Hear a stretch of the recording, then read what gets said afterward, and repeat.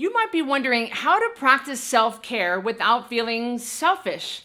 You came to the right video, so let's talk about it.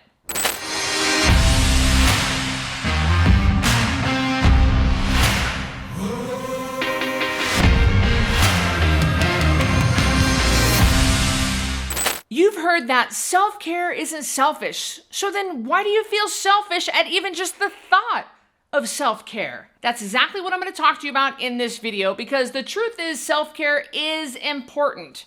Stick around to hear exactly why and how you can practice self-care without feeling selfish. I'm Cristy Code Red, author, entrepreneur, retired professional boxer, and I created a nutrition program that enables people to lose 10% of their body weight every month without shakes, pills, diet foods, or exercise. I also created a Code Red private network off of social media on a standalone app, a place that you can go without algorithms, ads, without censorship, without distractions, a place where you can be surrounded by like-minded people who are dealing with the exact same thing you're dealing with.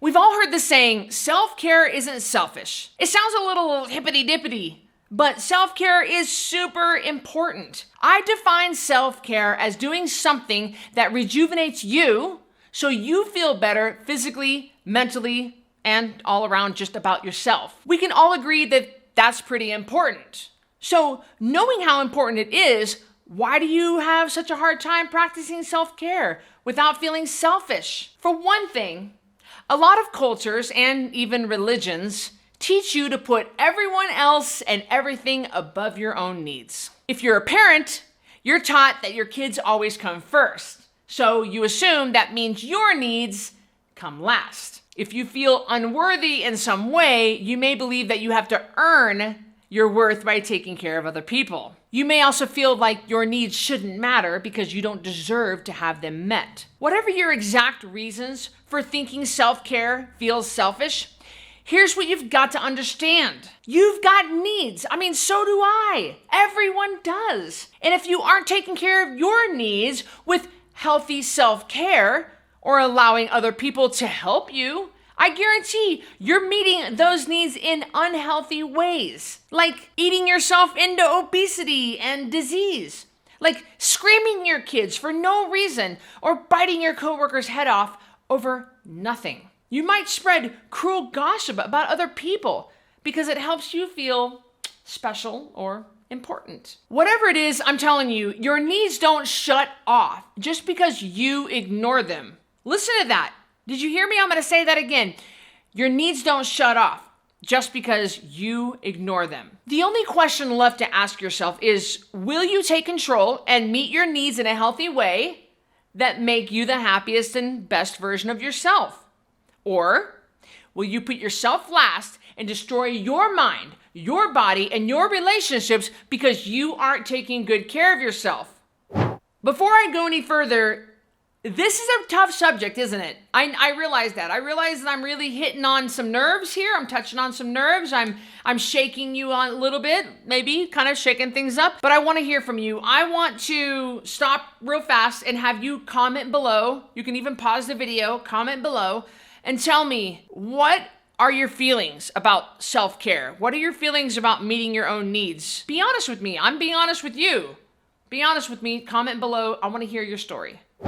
Look, I know I'm coming on pretty strong here, but it's because I want you to understand that not meeting your needs with healthy self-care is what's selfish. It deprives you and the people who love you of the happiest and the best version of you. Self-care is necessary, and it's one you've got to make a priority. I'm speaking from experience here. When I neglect myself, I get impatient with my husband and, believe me, impatient with my dogs. It's more likely that I'll snap at one of my employees or I'll get frustrated way more easily. I practice self-care every single day because when I don't, I start feeling like crap and basically acting like crap. Now that we've covered why self-care is not selfless, here are some ways you can practice self-care in your life. Make a list of activities that refresh and rejuvenate you physically, mentally, or both. For me, I like to exercise. I like to get massages. I like to take a bath. I like getting my hair and my nails done. But my self-care includes eating healthy, nutritious food. Because if I eat like crap, I feel like crap. Your self-care can be whatever works for you. It just needs to be good for you and leave you feeling better physically, mentally, and about yourself. Once you've got your list of self-care activities, schedule them into your week. That's right. That's what I said. I said schedule them in and make them top priority. Oh, but Cristy, I just don't have time. First of all, we make time for what's important to us. Decide self-care is important enough to make time for.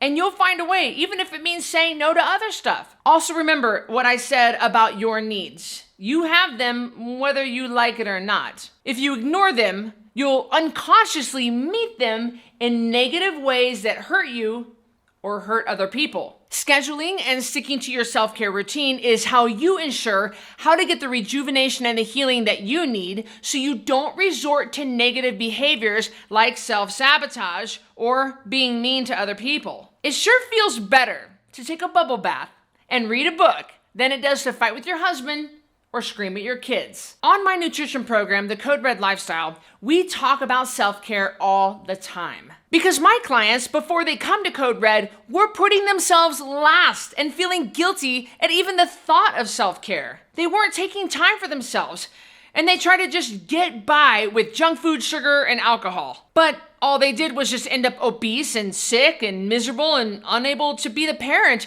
the friend, or the spouse that they could be.